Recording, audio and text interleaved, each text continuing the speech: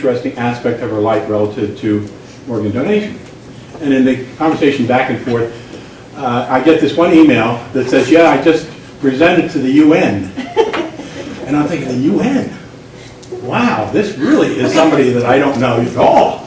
And I wrote back, I said, where in the UN did you do this presentation? She meant UNOS. Oh, that makes more sense. So with that, Stephanie, come on up. And do you have your plug-in you're going to do? I do, it's okay. Okay. Hi. Hi. Aren't those some good-looking people?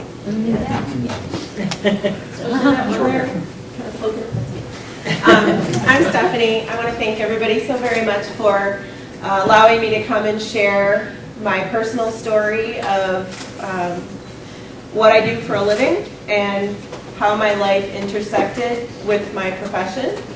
I actually brought my sister-in-law with me, sort of, so I'm going to go ahead and pass these around if you want to take a look. She's here to lend me a little helping hand. That's my sister-in-law, Lynn.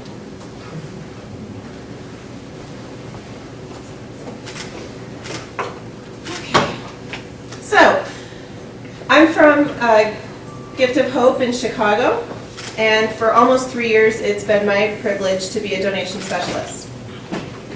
About a year and 20 days ago, my personal and professional lives collided, and I also became part of a donor family. In our time together, I hope that I'll be able to shed a little bit of light on what an organ donation specialist is, how we work to support families so that they can choose the option of donation, and how we make organs available for transplantation. I also want to really drive home how important donation can be in the lives of donor families. Okay. Now, there. A little bit about Gift of Hope. We serve 180 hospitals in our service area, so we have the northern three-quarters of Illinois and northwest Indiana. It includes 9 transplant centers with 31 different transplant programs, and it represents one of the most concentrated transplant areas in the world. When I applied, I used to work for an adoption agency, so I went literally from the beginning of life to the end of life. And when I applied to work at Gift of Hope, I really didn't know anything about organ and tissue donation other than I had been asked at the DMV if I wanted to be a donor, and I thought, yeah, that sounds like something, not today, not tomorrow, but at some point that might be a good thing. During the interview process with Gift of Hope, I was under the impression that I would be doing more of a education and outreach, sort of a community development role. I didn't quite understand the concept of actually being the person who would go to families and talk with them about giving the gift of life when they were facing the loss of a loved one. However, I thought, you know what, I grew up in a bar in northern Wisconsin during the 70s and 80s, and if there's one thing I can do, I can pretty much talk to anybody about anything. So I thought, how hard can this be? About 3 weeks into my new job, I realized I had it completely wrong. I would be doing a little bit of education, but I would actually be going to the hospital every day talking to families of the deceased or the nearly deceased and asking them to walk through their own souls and through their own pain and consider giving the gift of life to someone else. If I said I didn't think about calling my boss at the Cradle, where I used to work back, and begging her to take me back, I'd be a liar, because that was a really scary prospect. I didn't know that I could do it. But the universe provides, and there are no mistakes, and this truly is the work that I was meant to do.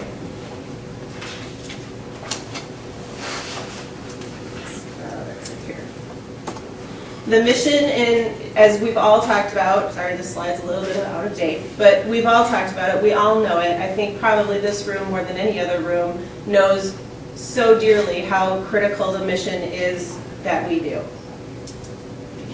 So what is a donation specialist? I'm specially trained to clinically evaluate patients for possible organ and tissue donation. I provide education to families about the option of donation so that they can choose it as a safe and realistic option for themselves, for their family, so that it's not, as we talked about earlier, it's not so surrounded by myth and misperception. And if that person who is in the hospital is in the first person donor designation, then it's my responsibility to counsel their family through that process. I feel like there should have been a picture there. Sorry. Oh, there it is. Really, what we are is more like Jedi. When I tell people what I do, they often, they're like, I don't get it. I've found that taking a humorous approach, like when I tell people at parties or wherever I happen to be, I'm an organ donation specialist, they're like, I don't get that. I'm the person that goes to the hospital and talks to the family, and they're like, you see this reaction on their face, like, how can you possibly do that? And the answer to the question is, I'm a Jedi. I'm especially trained that way. My kids actually love this answer. They helped me create it. So I said to my kids, what is a Jedi? Why would this be a cool answer for the question? And we went on to Urban Dictionary. And my three favorite definitions were someone from Star Wars who resembles a psychic, except he or she fights chaotically. It's true. They can levitate things with their mind. I can do this when I've been highly caffeinated. They foresee the future. Sometimes, at least when I see my kids getting into something, I can kind of put the dots together. They can sense a presence, and they always use their powers for good and not evil. And I like to think that donation specialists are very good at doing that. Other definitions are someone who's highly skilled at almost anything when it comes to mental battle, and they have lightsabers. I really wish I had a lightsaber. My personal favorite is that Jedi are the fighter at the hierarchy, and they can be pirates and ninjas. We also follow the Jedi Code, I think. There is no emotion. There's only peace. There is no ignorance. There's just knowledge. There is no death. There is only the Force. As a specialist, it is my privilege to bring order to chaos. Very, very rarely is the only thing that the donor family contending with is the loss or the impending loss. These families are in what some of you may in this world have referred to as hot states. They're emotional. They can't think. They can't hear. They go from being cold to being hot, to being hot to being cold in the span of seconds, nanoseconds. They have a very, very difficult time processing information. You have to repeat things many times. You can say things 10 times and you still can't hear it. I learned this firsthand. There's no question that I haven't heard, and there are absolutely no dumb questions. So we truly do obliterate ignorance. We come with knowledge of the process. We come with knowledge of the benefits. There is no death. There's only the Force. Donation is hope. It truly, truly helps the family who is facing the loss to know that something good can come from something so bad. So, when I got settled into my job and I realized what I was actually going to be doing, I found that I liked it. And I think I'm pretty good at it. Just to give you some perspective, when I was fully trained, it took about 6 months, it takes about 6 months to get a donation specialist off the ground and running. And we go through probably, I can't even put a total of a number of hours of training that I've been through in order to learn how to connect with families. That training is so incredible that it includes, like, our organization, Gift of Hope, actually uses a group called Effective Arts. I'm totally going off script here. And they bring in actors who have a connection to donation. So they're either a transplant recipient or a donor family. And they role play with us. So our leadership gives them actual case studies and scenarios that our donation specialists have been faced with throughout the year or throughout whatever time frame, and they set it up, and you have to role play with those actors what it would be like to actually have a conversation with the family. Because I like to think we're a lot like doctors in that our primary responsibility is to first do no harm. And you're walking into a room with a family who is traumatized, whether it's a spontaneous aneurysm or it's a gunshot wound, they're emotionally traumatized. And your words are very, very powerful. So you better pick them wisely and know what you're going to say and say it well. Just to sort of give you some perspective of how often I do this, since August 2010 until yesterday, I have approached 90 families who are facing the loss of a loved one, and 70 of them have said yes to donation. So whether they have been legally declared brain dead, or whether they have been at a point where their family has realized that there is no hope, and they've made the decision to withdraw life-sustaining therapies, and those people become a donor after cardiac death. Does anybody know what that means? Yeah, okay. Yeah, question? No, okay. So I feel pretty confident that Gift of Hope set me up well to be able to do the work that I do. So when people, as a side note, sometimes when I laugh and tell people that I'm a Jedi, like sometimes when you go to parties and you tell people that you're an organ donation specialist, tell me more. So it used to be when I first got married, my husband's a firefighter, and we would go to parties and he'd say, I'm a Chicago firefighter. And then I would just tune out because it would be like, he's our hero, we all get it. So then I started doing this work, and we would go to parties now, and I'll say, I'm an organ donation specialist, and I can actually see out of the corner of my eye, my husband will check out, and he'll be like, there we go again. So sometimes it's safe just to say you're a dental hygienist, because nobody wants to hear about dental hygiene. So, okay, so I've had the profound, unique opportunity of working with families of all races, all socioeconomic backgrounds, all cultures, all faiths. My patients have been accident victims, suicides, gunshot wounds, strokes, hangings, drownings, smothers. They've been elderly, they've been my age, which we're not going to discuss. They've been children, you name it. The one thing that is true in every single case is that patient is somebody's son or somebody's wife. They're somebody's somebody. So it doesn't matter how they ended up in the bed in the ICU. They're someone's someone.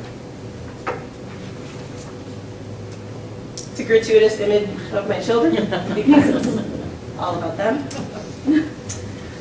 The one yawning is my son Emmett. He just turned 7. The one pretending to be a sweet little angel sleeping is Jack. And Lola is our 3-year-old Doberman. Don't tell the kids, but she's my favorite. I was going to say, does she resemble your husband? She actually does. It's funny. And they both sleep in the doghouse. They have a lot going on. Okay. Speaking of my husband. So we were standing in my kitchen one day after I'd come home from a particularly grueling case involving a pediatric donor. I had been up for about 22 hours and was literally feeling like I was jet lagged with pure exhaustion and sleep deprivation. And Craig asked me, do you really like what you're doing?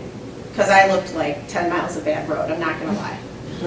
And I said, you know what, I do. I love it so much more than I ever thought I would. And I kind of felt like, what is wrong with my psyche that I like to go hang out with people in so much pain? But I really do. But I did have a concern that what if this work was preparing me for something that I just couldn't foresee? And God, she's a very funny girl, said, you are being prepared. And I wasn't ready, but the universe provides and things happen the way that they're supposed to happen. So on July 10th at 7 in the morning, oops, I gotta go back, I think. There we go.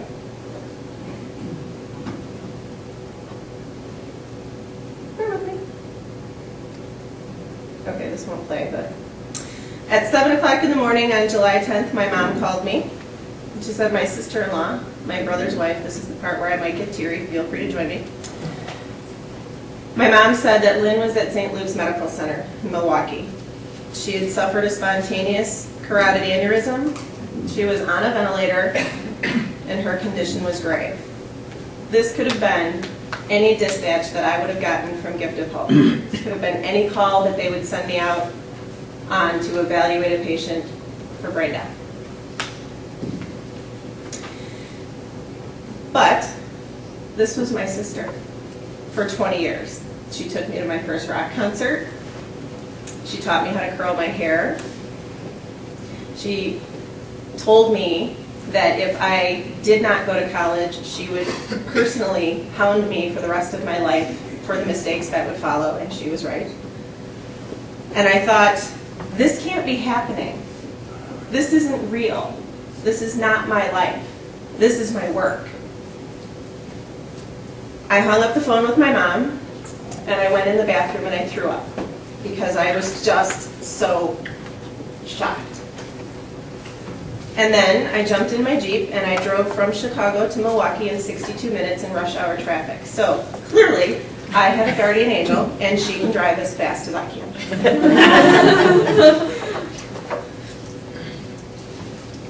This is our litter. Walking into her ICU room, I had a sense of tunnel vision. I can vividly remember my heart beating in my ears, and I could not see out of the corners of my eyes. It was literally as if I was looking in a tube. And I saw the tubes that she was connected to, and the ventilator, and all of the medications, and I truly, truly became scared. And then I became really, really mad. Really mad. Anybody here remember the show The West Wing?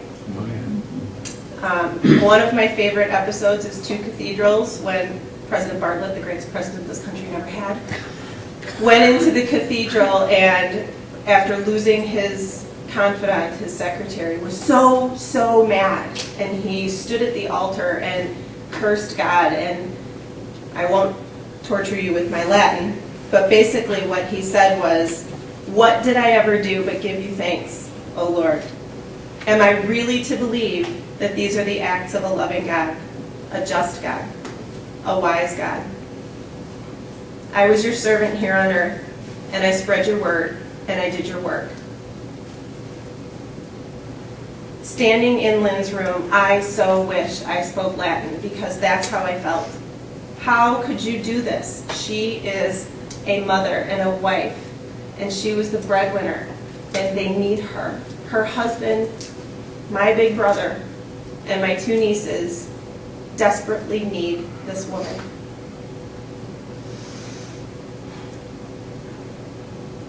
Over the next 26 days, Lynn underwent 2 brain surgeries, multiple angiograms, CAT scans, and cognitive assessments. Because of my work at Gift of Hope, I was in a unique position to help my brother and my family understand what was happening. I really, really thought that because I had been in an ICU so many times and I'd seen so many scenarios and so many families that I got it. I thought I got it. I did not have a clue what these families go through. I did not have a clue. In the short term, Lynn's surgeries and treatments were a success. She was stabilized and extubated, and her memory was impaired, but at one point she was walking, talking, telling jokes. She had some motor delays, but she was going through PT, OT. She was going to be discharged. And I thought, pretty glad I didn't go cursing God, because we got a miracle. Or did we? This is Lynn on August 7th, just a few days, actually the day before she earned her angel wings. It's my brother. On the 7th, it was a Sunday afternoon. Beautiful, beautiful day, not too much humidity, which is really remarkable in Illinois in August. We had visited Lynn in the hospital, and we went up to the rooftop healing garden, and we all sat watching the planes from the Milwaukee Air Show. And it was warm, and it was sunny, and there was a gentle rain in the afternoon, and Lynn laughed. And I remember her looking up and asking, "What is that?" And I said, "It's rain." And she said, "It's beautiful." And she was right. Driving home that night at about 6 o'clock, my husband and I felt so lucky. And we actually sighed and thought, wow, she's going to make it. It's going to be hard. There's going to be hard days ahead. She's going to need a lot of therapy and a lot of support, but she's going to make it. I got home at 8 o'clock, put my kids to bed, and the phone rang. Again, it was my mother, and she was hysterical. Not an uncommon experience, but this was real. I couldn't understand what she was saying, and when I finally put the pieces together, I learned that Lynn was back in the ICU, that she was back on the ventilator, and that she was going to die. When I left at 6 p.m., she was eating a piece of apple pie, which is exactly how she would want it to be. And she suffered a deep brain hemorrhagic stroke. And within 2 hours, she had lost all brain stem function and become brain dead. So, once again, I jumped in the Jeep. And this time, I knew what was going to happen. There was absolutely no doubt in my mind what the next 48 hours were going to hold. This time I couldn't drive, so we got there slower. My husband drove. And on my way, I called Wisconsin Donor Network hotline, and I said, you are going to get a call from St. Luke's on a 43-year-old female Caucasian. She's had a deep brain hemorrhagic stroke. She's missing all of her neurological function, and she's my sister. Please, please, please, do not let anyone approach my brother about organ and tissue donation until I get there. And the person, I explained who I was and where I worked, and there was a pretty poignant moment of silence where the person on the other line said, I understand.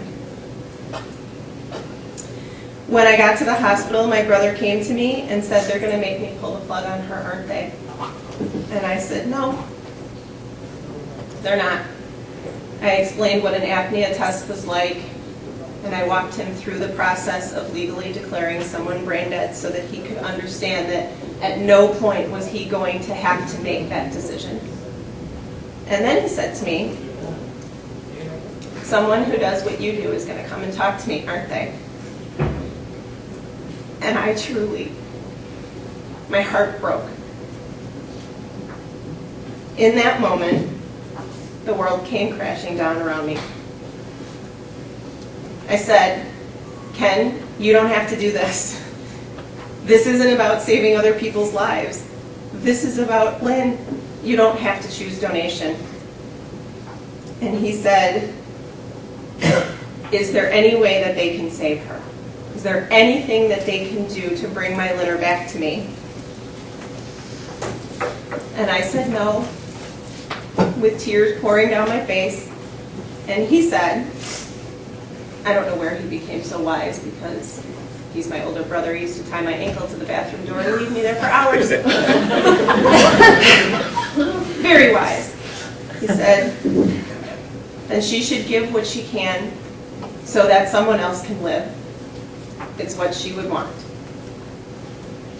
So Lynn, our angel, saved at least 5 people.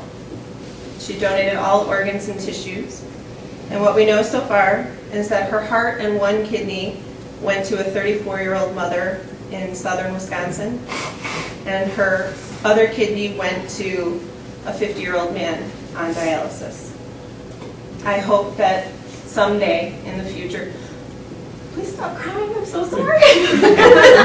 No, I'm not. Keep crying. It means you get it. I hope someday in the future we can learn more about the people whose lives she has saved. So, I'll never try to convince anyone that donation is the right thing, that everybody should choose donation, even though I believe it. However, I feel every family deserves to have the opportunity to choose donation. Why? Because donation has the power to transform death. Patients just don't die. Lynn didn't just die. She died, and in doing so, she gave the gift of life to many others. She's a hero. And everyone, regardless of how they die, deserves to be a hero for someone else. By giving the gift of life to another person through organ and tissue donation, part of Lynn will always live on.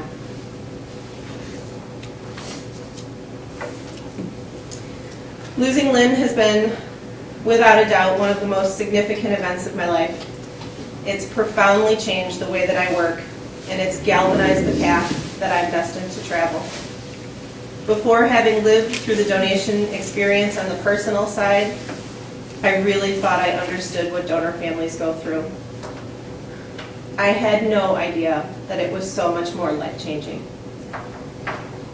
There's no mistakes.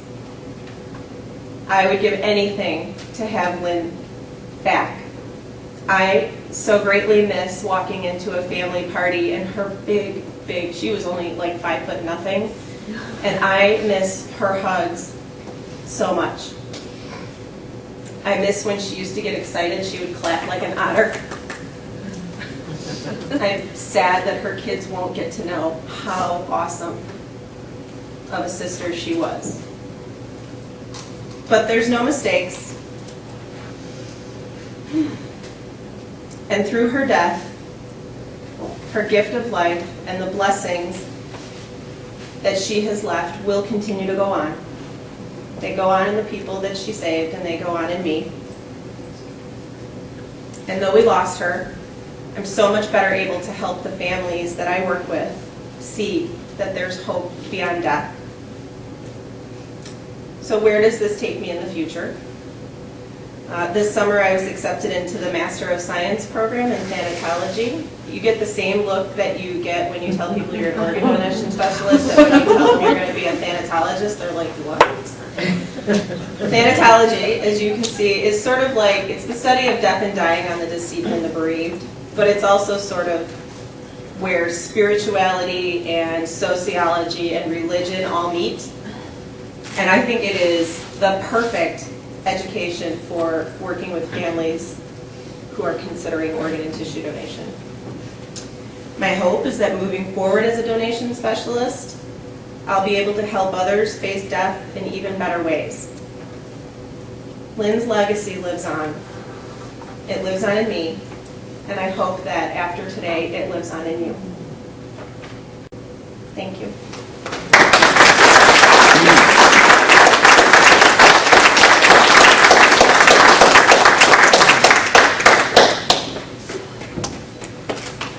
I really do think you ought to go to the UN and share it. Don't you? Wouldn't that make a difference in the world? We all felt just like you're feeling right now with her sharing so deeply. Wow, God works in strange ways, preparing her for the job she's doing. She said it'll never be the same, right? Amazing. Thank you. Does anybody have any questions? I do. Go ahead. A couple of years after our daughter had an emergency liver transplant, a very close friend of our family fell off the top of a ladder. Why would a man with nobody there be up on the top of a ladder? But that's another story. His wife found him on the garage floor, and he was, they were just maintaining it. You know, we went and we sat with her, and he was great. They were just keeping him there until his daughter could come from Washington State. And I asked her if anyone had approached her about transplant, because I was a believer before our daughter got a liver. She said, well, nobody said anything.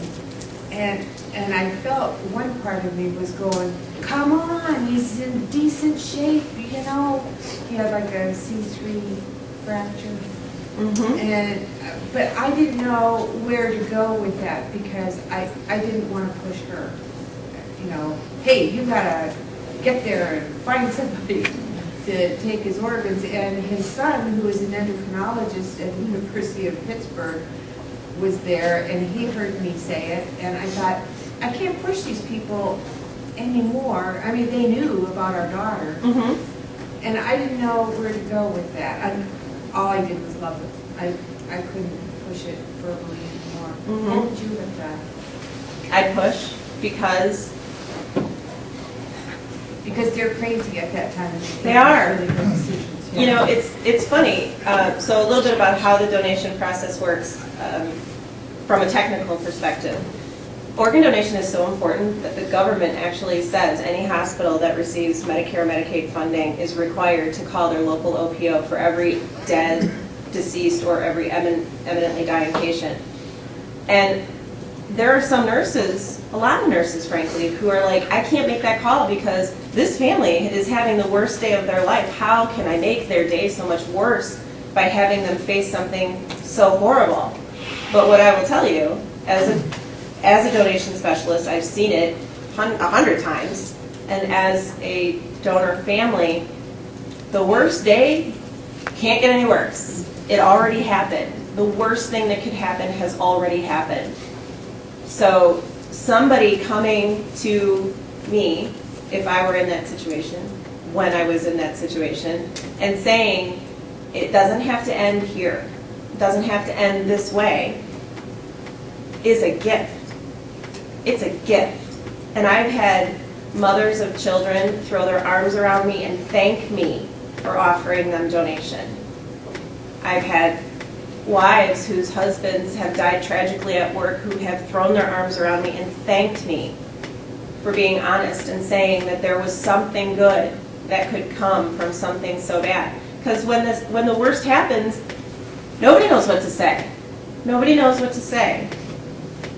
And oftentimes people think, hospital staff think, especially clinical people, their job is to help families. It's to give to families. So the idea of taking organs away is really hard for them to wrap their brain around. But then when they realize that you're not taking organs, you're giving the gift of life.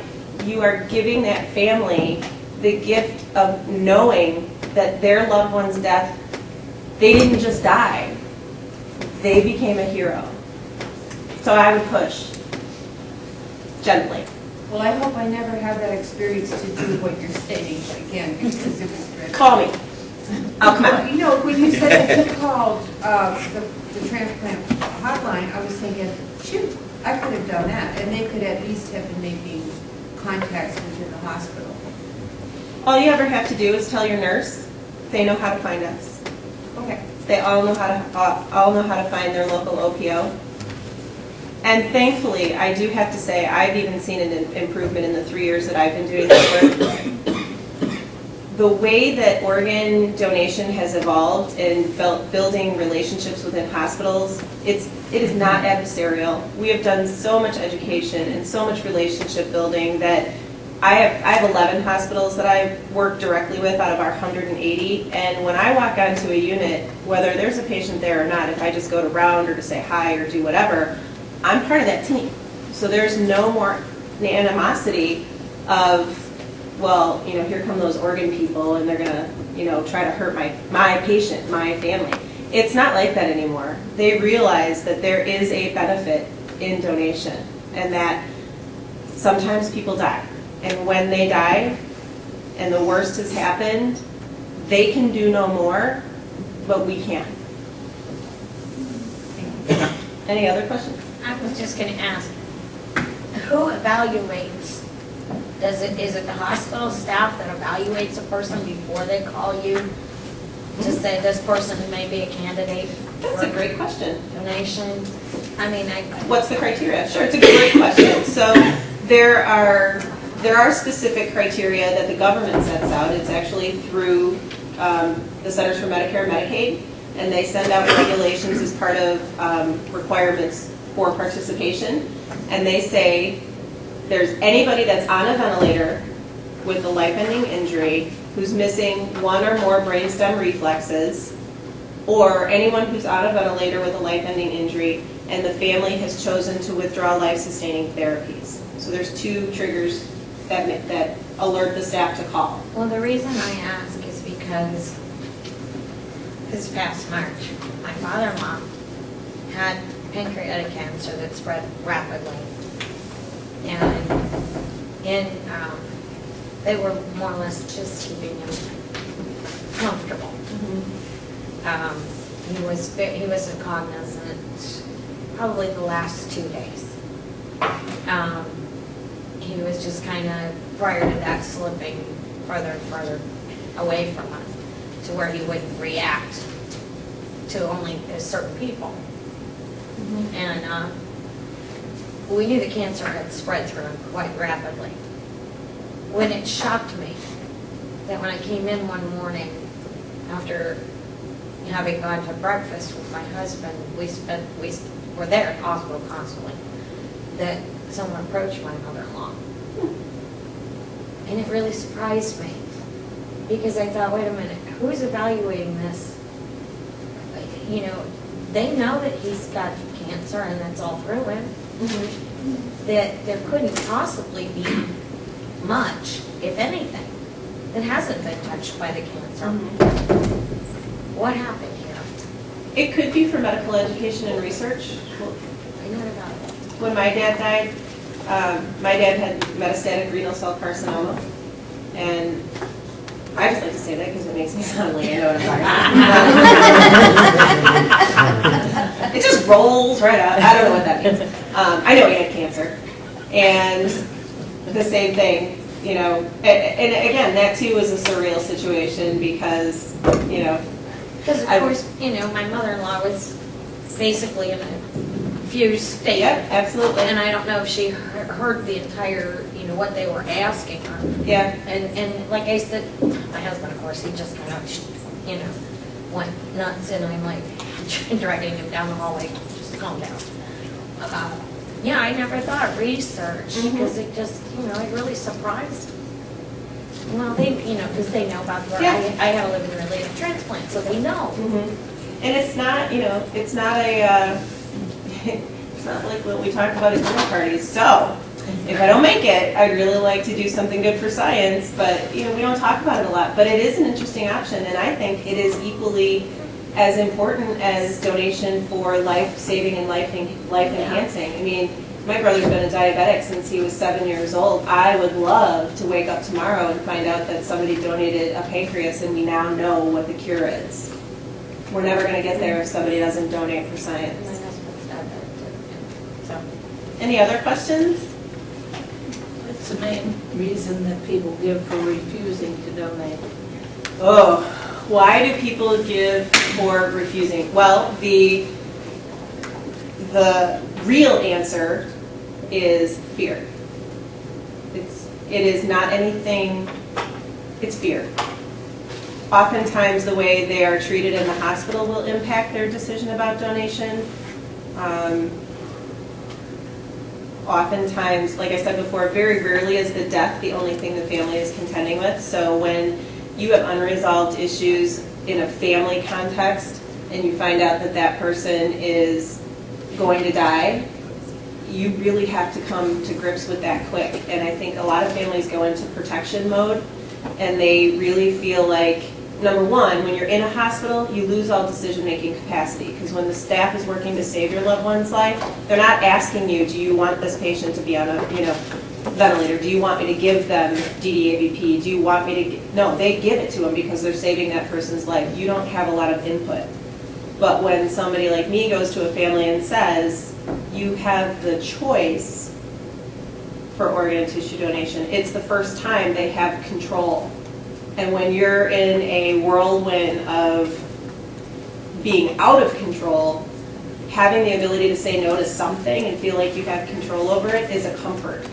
So I think a lot of times they say no because they want to have control. So a lot of what we do is so not even seen. Like I'll be on a unit 6 hours before I ever even go and talk to a family. And I'm working with the staff, making sure that family has blankets, making sure they have hot coffee and cold water, making sure they have tissue, making sure they have sugar. Things that they don't even know that we're coordinating from the background with the hospital so that we are building up to a meeting that has made it okay to have a conversation. And I think truly that's where the success comes in. Oh boy. Okay, 1, 2, 3, go. I understand that you obviously don't have your father-in-law's actual medical history, but in a general sense, a circumstance like that, couldn't they still be appointing a donor? Probably. I'm not a doctor, I just play one Monday through Friday. Have you ever experienced approaching a family and they saying, I don't want my loved one to be a donor, and the donor is already designated? Wow, you should have been with me the day before yesterday because the exact same thing happened. What was the question? The question was, have you ever approached a family and the family has said no to donation, but the person is already a first-person donor designee in the registry? And the answer is yes. It just happened to me on, what is today, Friday, so Thursday. It happened to me on Wednesday. It's very challenging. This is why the work that we do with hospitals is so important to prevent physicians and nurses from pre-approaching the staff about donation, because if the staff goes to the family and says, do you want them to be an organ and tissue donor, and they say no, and then we come in and say, but look, they're in the registry, now we have a conflict.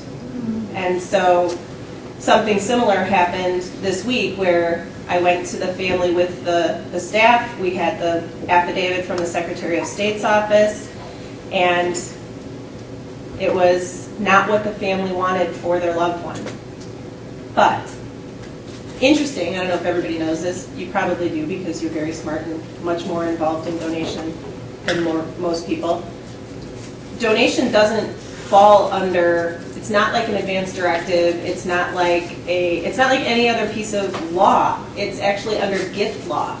So it falls under like giving monetary gifts. So if my husband wanted to give, a donation to fund research for why he's so awesome, which is never going to happen, he could do that. He could do it. Nobody can take that right away from him. That money would be allocated and that's where it would go. Organ and tissue donation actually falls under the same law. Nobody has the right to overrule your personal decision to commit to give your organs as a gift. The OPO, in our case Gift of Hope, is the custodian of that gift. So we are legally responsible for fulfilling giving that gift. So it is a very difficult situation. It's really a difficult situation. And sorry, did you? So what happened? We went forward with donation. We did a lot of work with the family to try to help them get to a place where they can understand that this was his decision. We may not agree with it, you may not agree with it, but this was his decision. He voluntarily, of sound mind and body, made this decision in July of 2010 and we moved forward.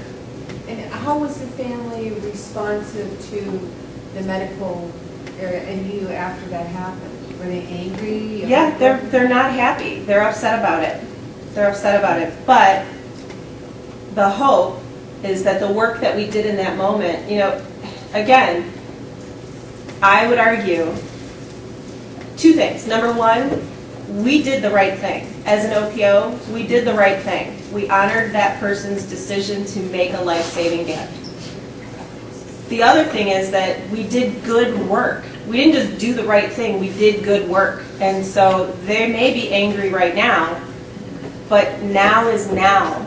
And 6 months from now, when that person has changed somebody else's life, hopefully they will come to a better place of peace with it. But her question is different.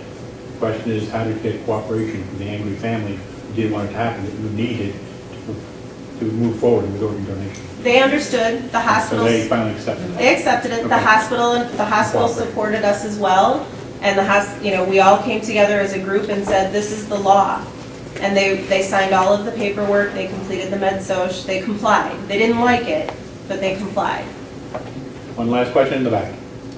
Have you ever not gone through with the donation when you had a first person saying that the family doesn't agree? Or do you? I can't think of a time because generally the focus is finding out why they don't agree. And as we talked about before, a lot of times it's because there's something missing. There's something they don't have to give them the ability to say yes. So we figure out what that is and we give it to them. So we walk them through, we have conversations like, tell me what your husband was like. And they'll say, He is the greatest man. He would give you the shirt off of his back. He would do anything to help anyone else. Well, they've just given you what you need to give them back so that they can say yes. Does that make sense? I'm going to close this with one thing that I heard a couple years ago down in Washington at the National Donor Recognition Ceremony. We took a tour down to UNOS in Richmond. And on the bus, somebody shared a story that stuck with me. I use it in presentations all the time, which would complement what she's just saying. And it was a story about a father who was facing the loss of his spouse, been declared brain dead, and the two daughters who were advocating for organ donation. He was saying no, he couldn't face that. And so they continued that conversation down in the hospital's cafeteria. And it was an angry confrontation going back and forth. And one of the orderlies came over and said, "Excuse me, sir, can I say something to you?" "Yeah, what?" You know, you can imagine. He said, "It's not a question whether your wife is going to be an organ donor or not. She will be an organ donor. The question is whether you're going to donate to the ground or to save somebody's life." And he walked away. And the father turned to the two daughters and said, "We need to go back upstairs. We have some paperwork to complete." When you put it in those terms, there's no decision. And so I use that often to really convey that message that you've conveyed so well here. Take that back with you. Okay, it was a gift. I pass it on to you. Secondly, God's telling me not to do this, so I probably shouldn't. But I'll mention it. One of our board members 2 days ago passed on the New York Post article of somebody in her role who was suing the New York OPO because he claims that they were forced to coerce doctors into declaring brain death. And, you know, very strongly so, et cetera, et cetera. When you read the article, you say, that can't be right. And I was going to put her on the spot because it looks like she can handle this pretty well. But I'm not going to do that because it's another half-hour conversation. But think about this, and if we have an opening any place, I'll bring you back up if you want. You know, from your experience, does that make any sense at all? I have a short answer Go for ahead. it. It's very short and simple. It is a physician's responsibility to declare a patient brain dead. It is nobody else's responsibility. They shouldn't be forced into it. They should want to do it because they give that family the gift of peace of not having to face the question of withdrawing support on a loved one. If they're dead, declare them dead and allow that family to process and move on in a healthy way. It's a gift. So when you hear that story out there, somebody brings it to your attention, just augment it what Stephanie's telling us here, because it's in the public eye. And you know, you read it in the paper, it must be true, right? This guy is suing, going to court. Be interested to see what happens. But so now you've got a valid answer to give, which leads into our next presentation. But before that, I'd like to say thank you to you, and this is the best of success, a treasury of inspiration. You've been an inspiration to us, and we hope that each day, when you start your day, or when you get in those tough spots, you can open up this book, think of this day and all these people here who say thank you. Thank you.